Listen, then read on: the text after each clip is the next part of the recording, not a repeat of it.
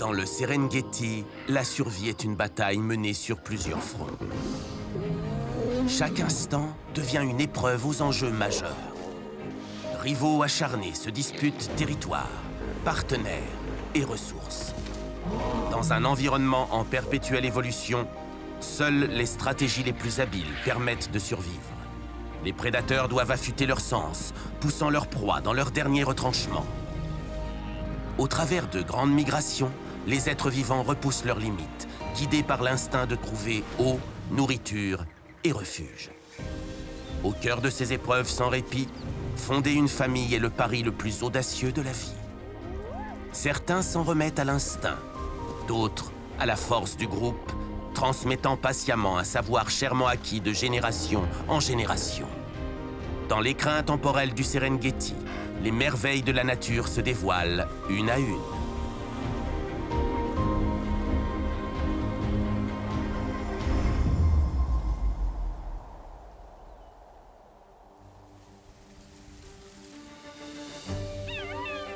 Aussi variée qu'ingénieuse, la faune du Serengeti incarne à sa manière l'art de la survie.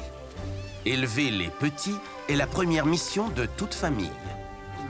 Tisser des liens forts, faits de loyauté, de solidarité et de sacrifice. Mais, comme dans toutes les familles, les tensions ne sont jamais bien loin. Certaines passagères, d'autres plus profondes. Voici les histoires de famille de quelques-uns des animaux les plus fascinants de la nature.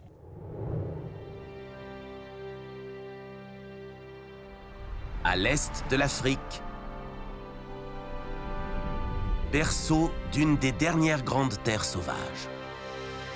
Ici, le vaste Serengeti s'impose comme un théâtre vivant, un écosystème prospère où la vie s'exprime librement. Dans la nature, chaque famille commence par une rencontre, celle d'un mâle et d'une femelle. Mais il arrive que plusieurs mâles convoitent une seule et même femelle. Des signaux sont émis et reçus. Puis, peu à peu, la vie prend forme. Une nouvelle génération voit le jour, encouragée à grandir et protégée de tous les dangers. Pour beaucoup, le lien entre une mère et son petit est le cœur même de la vie de famille. Tandis que d'autres ne suivent que leur instinct.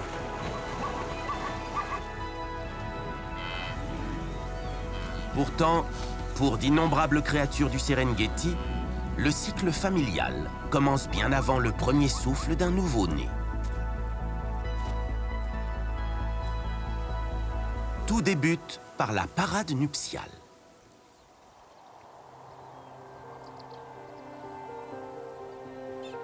Le serpentaire, grand rapace des savanes, déclare son intérêt par une danse spectaculaire.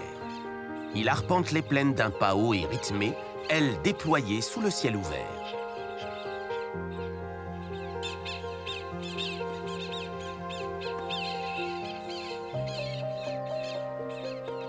Une fois le lien formé, ils restent fidèles l'un à l'autre, même après que leur progéniture ait quitté le nid. Les loups dorés d'Afrique adoptent eux aussi une fidélité sans faille, en s'unissant pour la vie.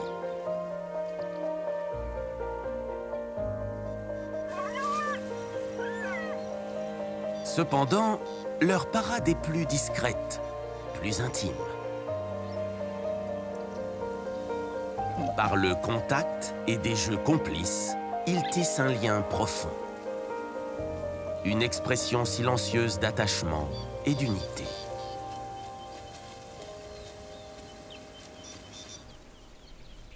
Pendant ce temps, les guépards suivent un tout autre scénario. Plutôt que de former des couples, ce sont les mâles, parfois en coalition de frères, qui courtisent avec insistance une femelle en chaleur. Mais malgré leur nombre, c'est elles qui gardent le contrôle.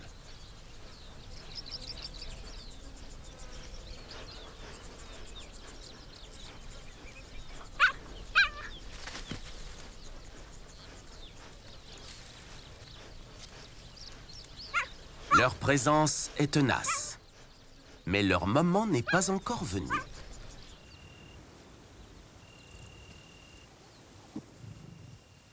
Elle seule décidera quand ils pourront s'approcher. Cependant, dans les vastes étendues du Serengeti, la séduction prend parfois des airs de confrontation.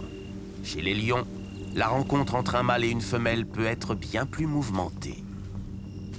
Surtout lorsqu'il s'agit de deux mâles nomades en quête d'un clan à conquérir. Un peu plus loin, un large groupe de femelles privées d'un mâle dominant est une cible idéale.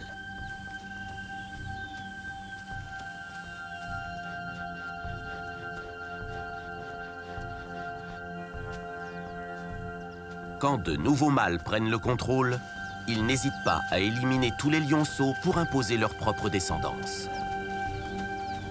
Une sombre réalité qui explique sans doute la réaction farouche des femelles du clan.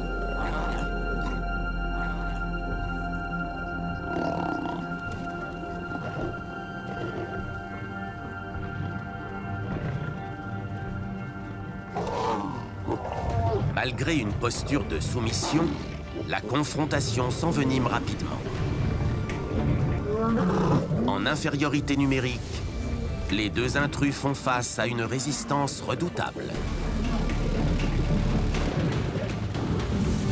Mais chez les lions, se battre jusqu'à la mort est rarement avantageux. C'est par ces tensions que l'ordre se met en place.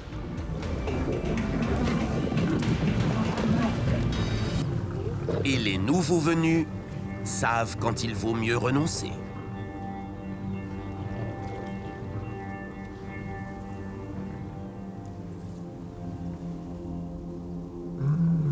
L'un d'eux lève le museau. Il cherche l'odeur d'une femelle en chaleur.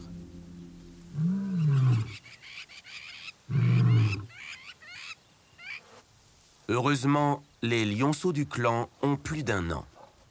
Assez pour échapper au pire.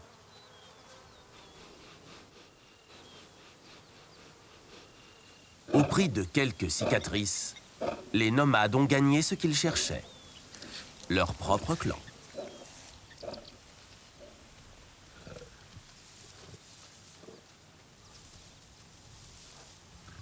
Et leur règne débute par la promesse d'une nouvelle vie.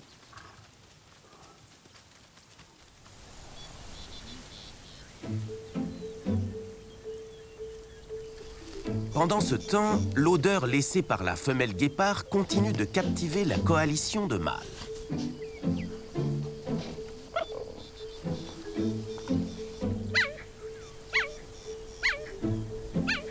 Sans la moindre gêne, il s'approche pour tester sa réceptivité.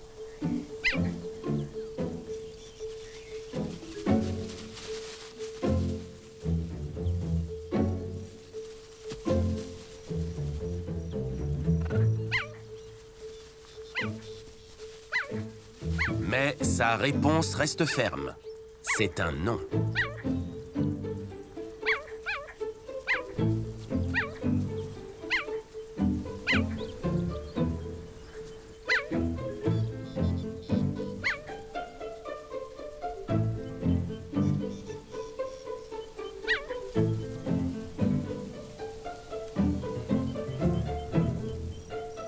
Quand le moment sera venu, les mâles reviendront.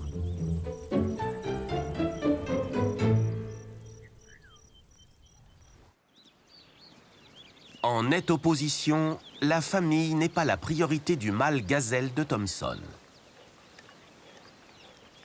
Sa démarche raide et son museau vigilant trahissent la présence de femelles en chaleur à proximité.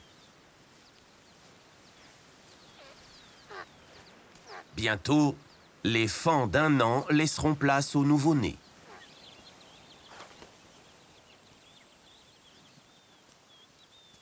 Mais pour l'instant, les femelles se concentrent davantage sur le pâturage. Tandis que le mâle guette son moment, certains grands félins ne perdent pas de temps, passant rapidement de la parade à l'accouplement. Au sein du clan nouvellement formé, les lionnes affichent clairement leur disponibilité.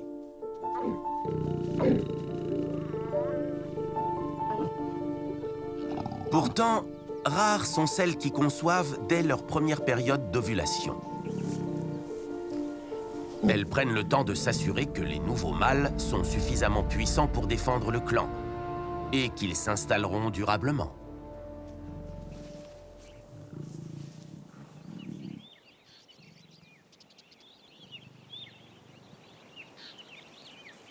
Dans la forêt d'acacia voisine, un couple de léopards s'adonne également à la parade nuptiale.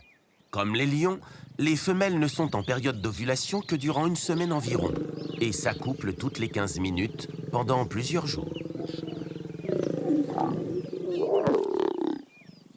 Un peu plus haut dans les arbres, la nature poursuit son cours.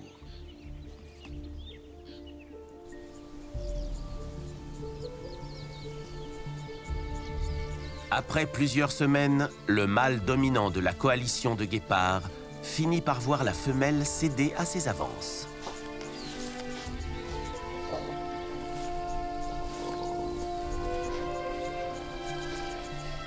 Chez les guépards, le mâle s'éloigne après l'accouplement, laissant toute la charge parentale à la mère.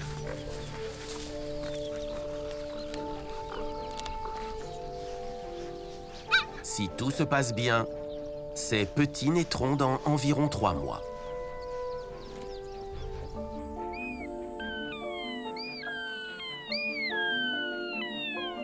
À la différence du guépard, le loup est un véritable père, pleinement engagé dans l'éducation de ses petits. Sa partenaire, désormais lourdement enceinte, s'apprête à mettre bas. Après leur venue au monde, les louveteaux sont choyés et protégés par les 2 parents. Ces unions donnent naissance au cycle de la vie. Les rituels du Serengeti assurent la transmission des gènes les plus forts, préparant ainsi l'arrivée précieuse de la nouvelle génération.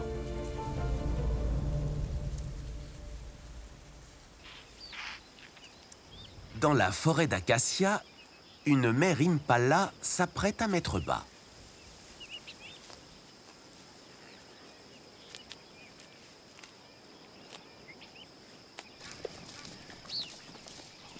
Tandis qu'un troupeau curieux se rassemble non loin, elle cherche un endroit à l'abri des regards.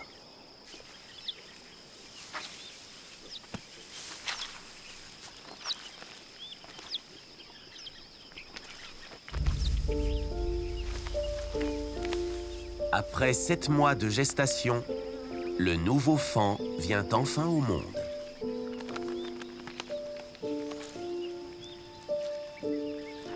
Elle le nettoie et le sèche, prête à le présenter à sa grande famille, qui attend ce nouveau-né avec impatience. Les doux coups de museau de la mère guident ses premiers pas hésitants. Ces instants précieux de complicité sont essentiels.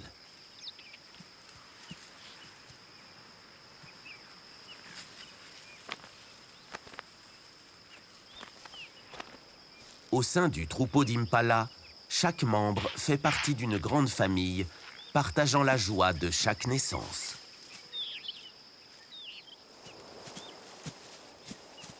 Cependant, toute cette affection débordante peut parfois devenir un peu envahissante.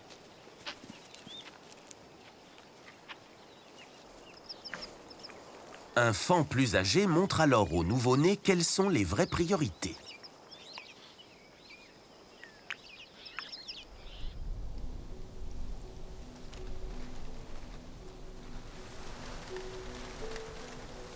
Dans les vastes plaines, une mère guépard solitaire a mis au monde sa portée. Elle parcourt son territoire à la recherche de cachettes dissimulées ou protéger ses petits des prédateurs. Une végétation dense offre un refuge naturel et aide à camoufler ses petits. Malgré tout, Aucun d'eux ne s'aventure loin de son regard attentif.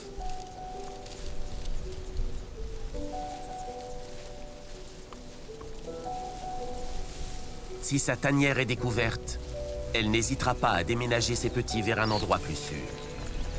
Cette mère solitaire ne peut compter sur personne. C'est seule, par sa vigilance, qu'elle garantit la sécurité de sa progéniture.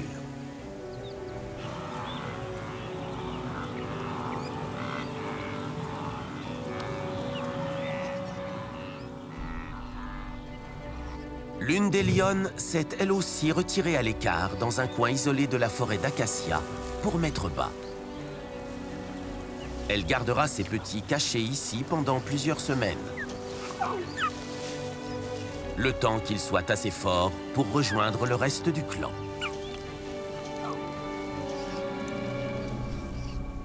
Nés totalement sans défense, il leur faudra environ 11 jours avant même de pouvoir ouvrir les yeux.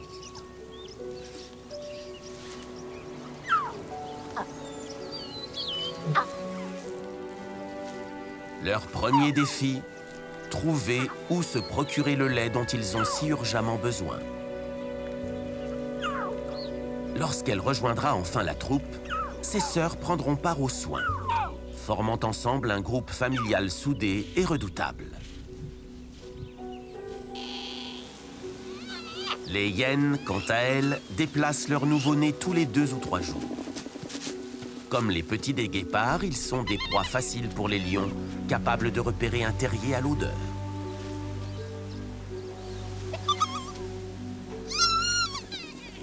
Au sein du clan, de solides liens familiaux se tissent sous une hiérarchie matriarcale stricte.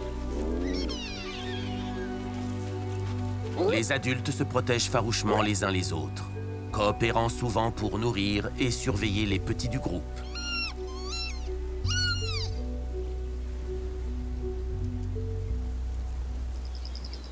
Quant à la mère guépard solitaire, elle doit rester constamment sur le qui-vive.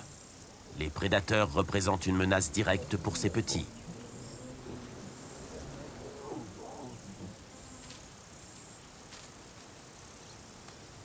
Changer de repère comporte des risques. Les lionnes sont d'une grande tolérance envers leurs propres lionceaux, mais n'accordent aucune pitié aux petits d'un autre prédateur. Dans un environnement aussi hostile, aucun déplacement n'est vraiment sûr. Et pourtant, il lui arrive de devoir bouger. Mais elle ne peut transporter qu'un seul petit à la fois. Laissant les autres vulnérables, le temps de revenir.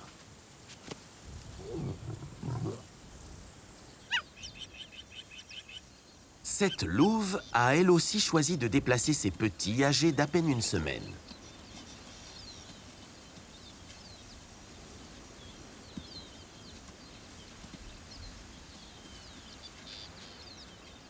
Aveugles et totalement dépendants d'elle,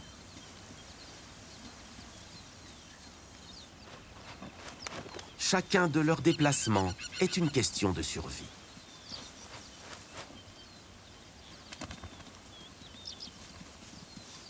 Un aigle couronné serait tout à fait capable d'enlever un louveteau.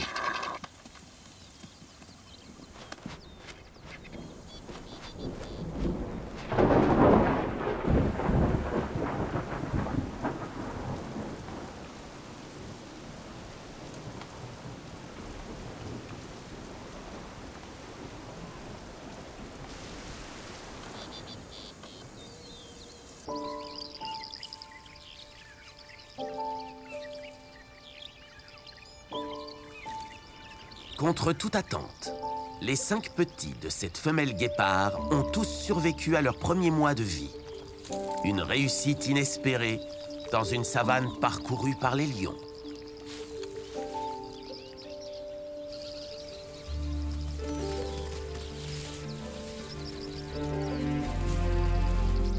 Avec 5 frères et sœurs, les compagnons de jeu ne manquent jamais.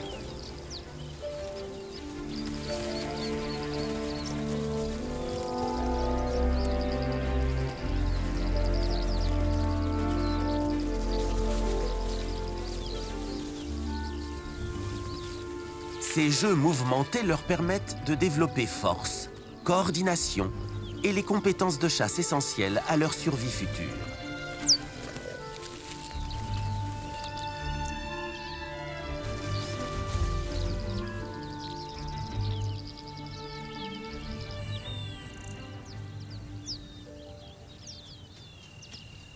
Il est temps pour la lionne de quitter le lieu de naissance de ses petits et de déplacer sa progéniture vers un endroit plus sûr.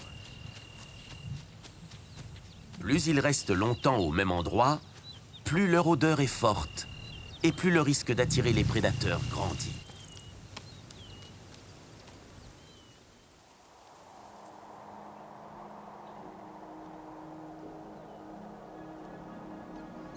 Les nouvelles mères girafes protègent leurs petits en jouant le rôle de véritables sentinelles. Un coup de sabot d'une girafe adulte suffit à dissuader même les plus grands prédateurs.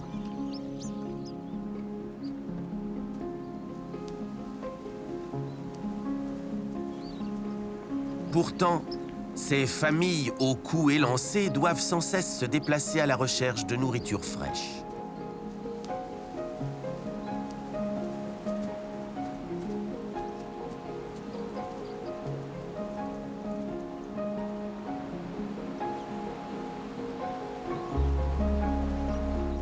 Sans le soutien des mâles, les mères girafes ont développé une façon particulière de s'occuper de leurs petits encore dépendants. L'une d'elles joue le rôle de nounou, rassemblant tous les petits dans ce qu'on appelle une nurserie, permettant aux autres mères de se nourrir en toute tranquillité.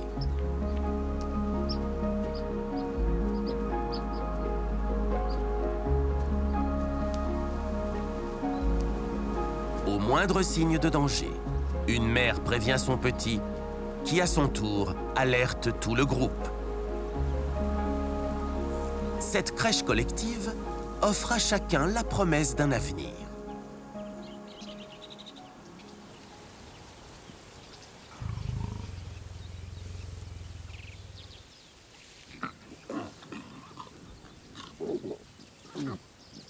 De retour auprès du clan, les lionnes se joignent volontiers aux jeux animés de leurs petits,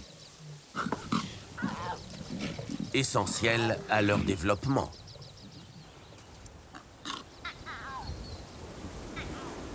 Les mâles adultes, en revanche, se montrent bien moins concernés. Ils passent jusqu'à 21 heures par jour à se reposer. Un contraste frappant avec l'énergie débordante des lionceaux. Même si les jeunes mâles restent en retrait, le clan demeure un refuge bienveillant. Un lionceau joueur vient se blottir contre son père, trouvant réconfort dans cette étreinte. Mais un jour, lui aussi sera contraint de partir, chassé pour qu'aucun rival ne reste au sein du clan.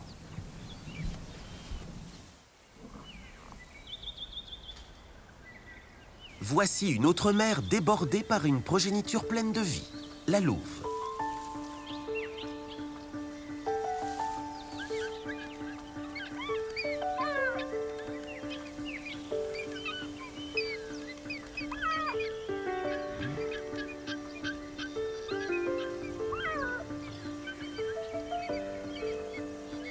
Ces 6 louveteaux, âgés d'à peine un mois, s'aventurent hors de la tanière pour téter, gagnant chaque jour en assurance.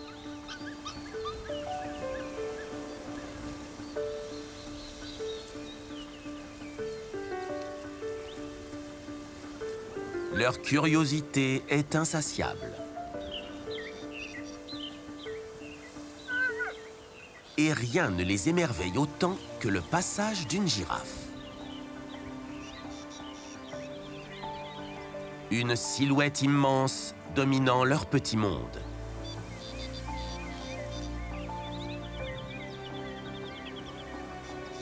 Mais il suffit d'un seul pas de ce géant paisible pour faire détaler même les loups adultes.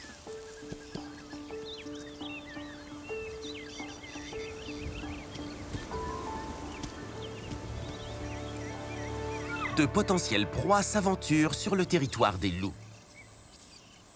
Un troupeau de gazelles de Thomson arrive juste à temps pour la mise bas des femelles. Contrairement aux parents loups, les mâles gazelles ne participent en rien à l'éducation des petits. Leur priorité, regrouper les femelles réceptives, même celles qui viennent tout juste de mettre bas.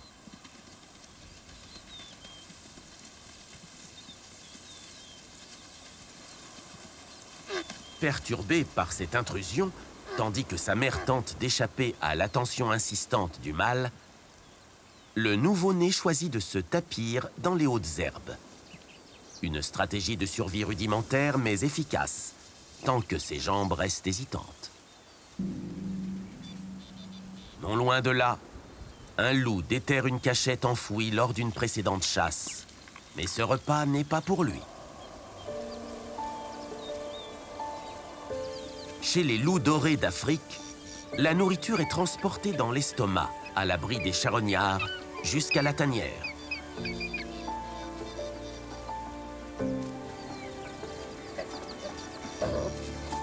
Une fois de retour à la tanière, il régurgite la viande partiellement digérée pour nourrir ses petits.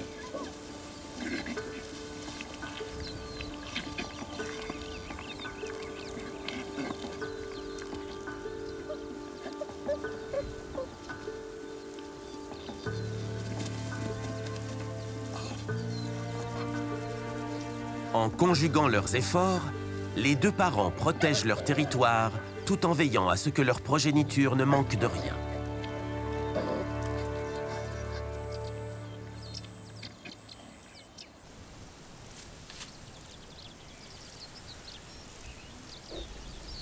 Les 5 jeunes guépards sont le reflet du dévouement de leur mère.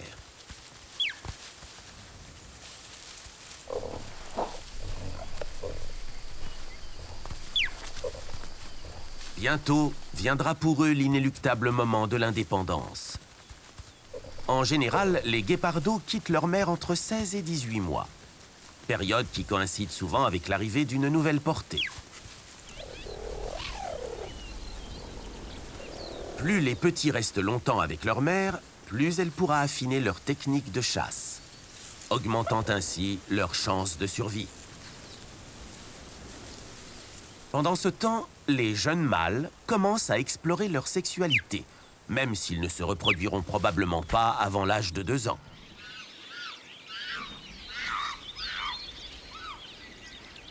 Tout aussi attentifs à leur progéniture, les babouins.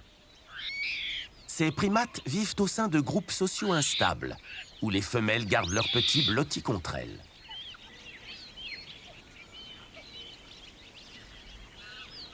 Lorsque la nourriture se fait rare, le groupe s'adapte.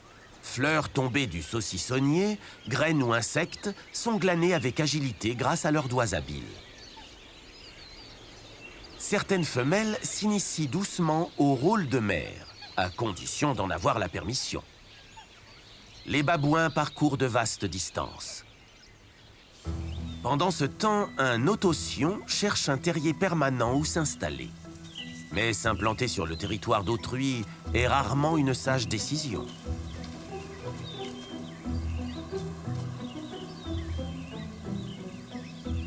La famille de loups, toujours aux aguets, renforce ses frontières par des marquages olfactifs.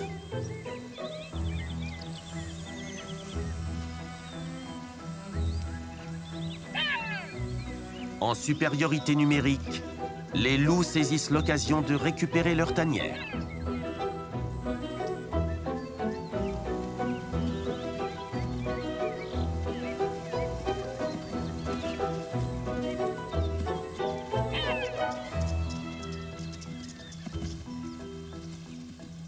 Mais l'arrivée du compagnon du renard instaure un face-à-face tendu. Chaque famille reste farouchement déterminée à défendre son domaine.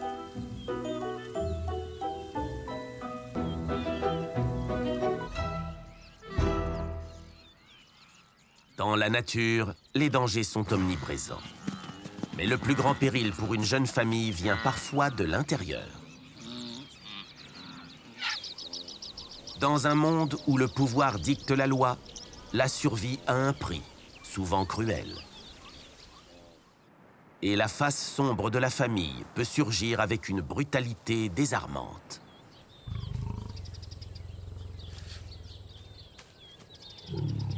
Deux jeunes mâles célibataires scellent leur alliance.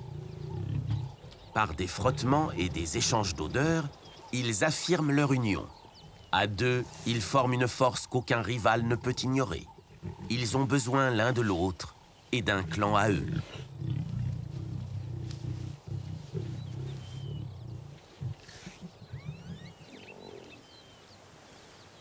Non loin de là, sur un affleurement rocheux, une lionne se repose avec ses deux petits. Elle appartient à un groupe plus vaste, protégé par un mâle solitaire, mais pas assez puissant cependant pour protéger son groupe face à deux prétendants. Une lionne avec ses jeunes lionceaux est celle qui a le plus à perdre quand un renversement de situation se profile.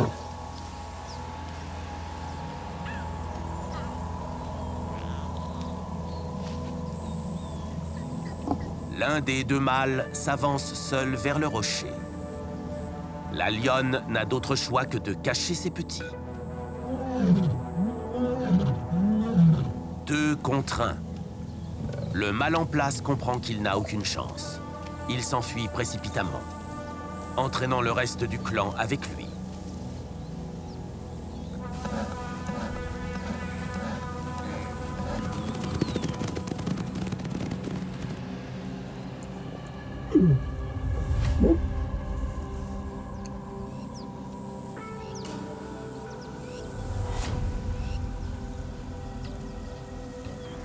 Le second intrus s'approche des lionceaux vulnérables.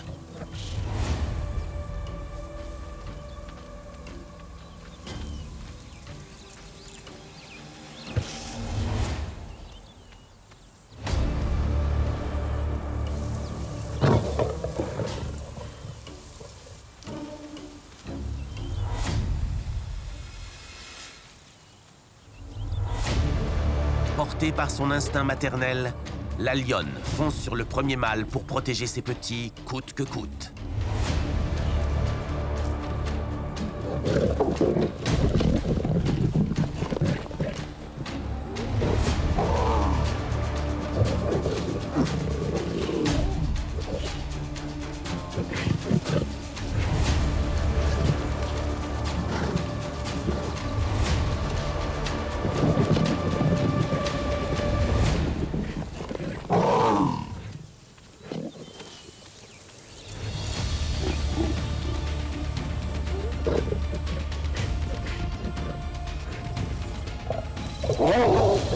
Mais malgré tous ces efforts, ce combat n'est qu'une diversion. Les lions mâles les tueront sans pitié pour assurer l'avenir de leur propre lignée. Le premier intrus entraîne la mère toujours plus loin. Ses petits se sont fait tuer. Elle est impuissante. Aussi tragique soit-il, ce dénouement ouvre la voie à une autorité plus forte. Les nouveaux chefs peuvent désormais réorganiser le clan et protéger les futurs portés, assurant la prospérité de leur descendance. Même dans un monde où la survie semble souvent sourire au plus fort, les liens du sang peuvent donner naissance à des élans de générosité inattendus. Bien loin de la brutalité des prises de pouvoir chez les lions, la famille est le plus souvent synonyme de solidarité et de soins. Dans la plupart des cas, un guépard blessé n'a aucune chance de s'en sortir. Mais au sein d'une coalition de frères, même un individu affaibli n'est jamais laissé pour compte.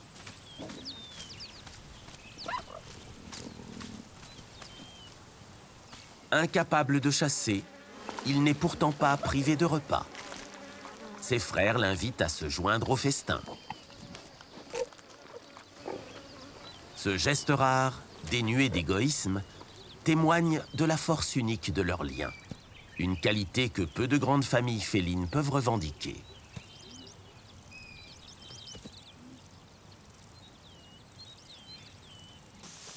Chez les lions, au contraire, chacun défend sa place.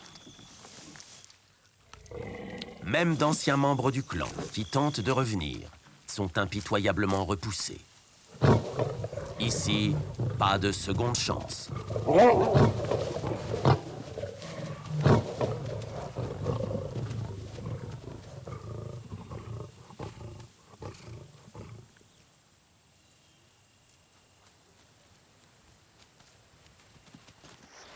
Et pourtant, chez certaines espèces du Serengeti, les liens familiaux semblent défier même la mort. Un jeune hippopotame orphelin reste blotti contre le corps sans vie de sa mère, refusant de s'en éloigner alors que les charognards approchent.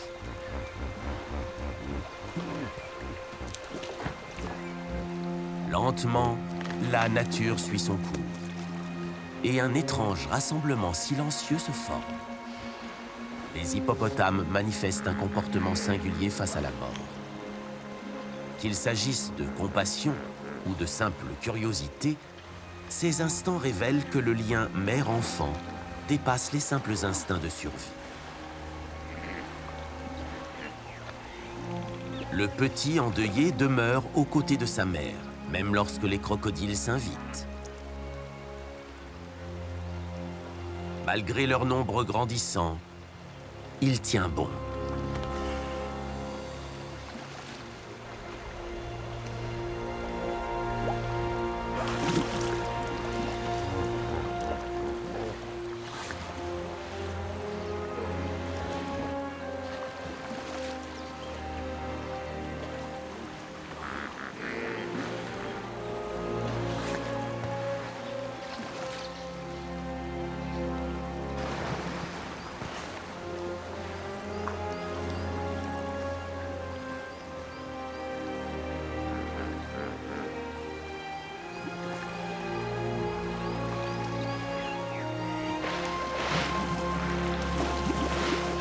Un émouvant témoignage de la force des liens familiaux, jusque dans l'adversité la plus brute.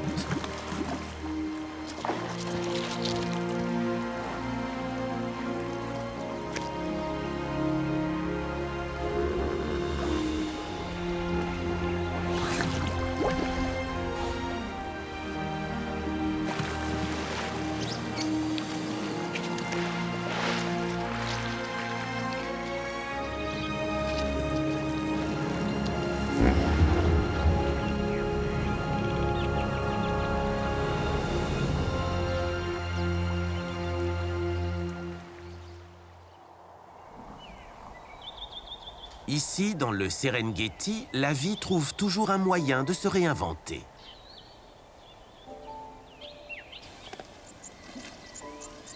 Pour les familles qui veillent sur leurs petits, il est essentiel de savourer chaque moment.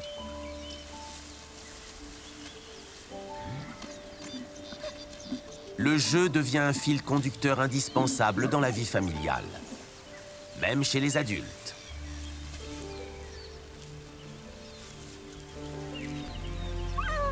Il ouvre des mondes nouveaux à explorer pour les plus jeunes. Même un scarabée de passage mérite toute leur attention. Au-delà du simple plaisir, ces jeux renforcent les muscles et affinent la coordination. Autant d'atouts nécessaires, qu'on soit futur chasseur ou proie en devenir.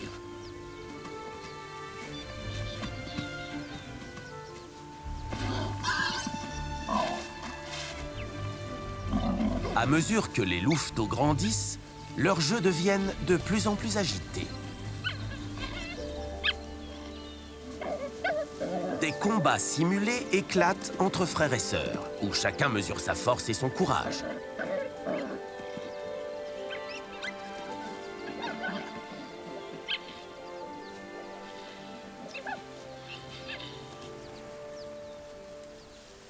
Dans un élan d'audace, les jeunes guépards s'attaquent à un intrus inattendu.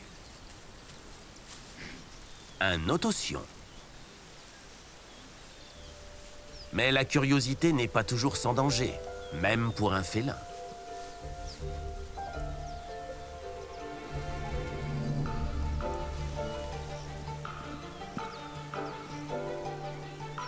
En infériorité numérique et bien moins imposant, le renard cherche désespérément une échappatoire, s'il parvient à se faufiler.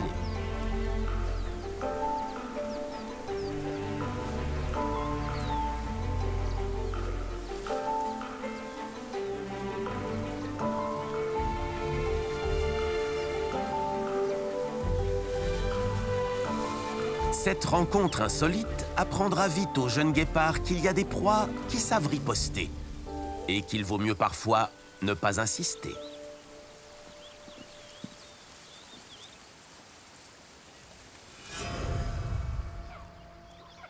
Les familles se rapprochent davantage dans les grands moments de la vie ou de la mort.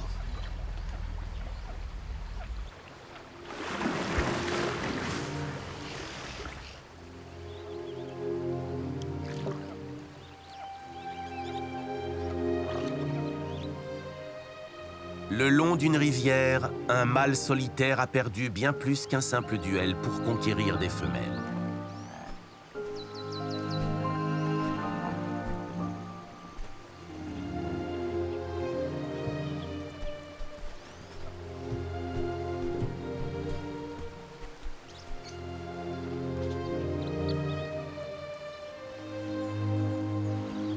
À l'image des éléphants, les hippopotames semblent partager leur deuil. Et ce chagrin ne concerne pas que les petits. Autour du corps inerte, les membres de son groupe, sans doute des parents, s'approchent, l'examinent avec soin, le lèchent doucement, tandis que d'autres, étrangers, sont rapidement écartés. Un comportement troublant qui laisse penser à un rituel réservé à la famille.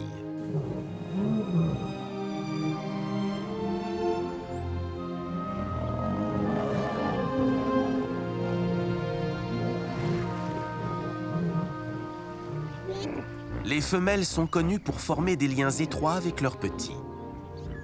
Mère, fille et grand-mère restent souvent ensemble, renforçant des liens de parenté durables. Mais les hippopotames conservent encore bien des secrets. Et leur façon de faire face à la mort demeure l'un des plus grands mystères du règne animal. Chez les loups dorés d'Afrique, de profonds liens familiaux peuvent faire toute la différence entre rejet et acceptation. Dans ce monde, les adultes patrouillent sur leur territoire et marquent les limites à l'aide d'odeurs, veillant à ce qu'aucun intrus ne soit toléré. Une louve, manifestement indésirable, n'a d'autre choix que de se soumettre totalement. Une véritable outsider. Elle implore sa vie, prête à tout pour affronter le couple dominant.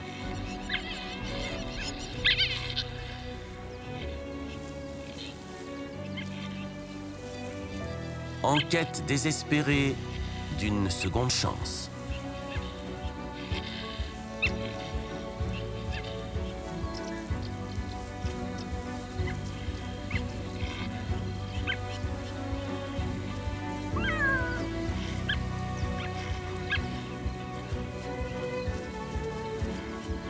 Son odeur familière laisse deviner un lien. Peut-être une fille née les années précédentes.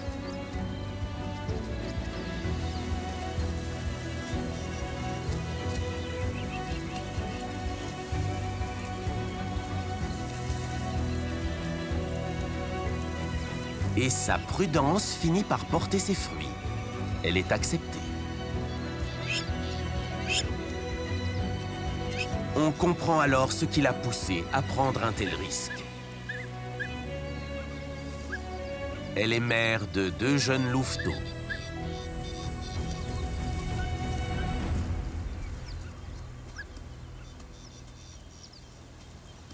Désormais, le couple dominant endosse le rôle de grands-parents bienveillants. Elle trouve sa place au sein de la meute, unie par ces liens exceptionnels qui définissent la famille des loups dorés d'Afrique.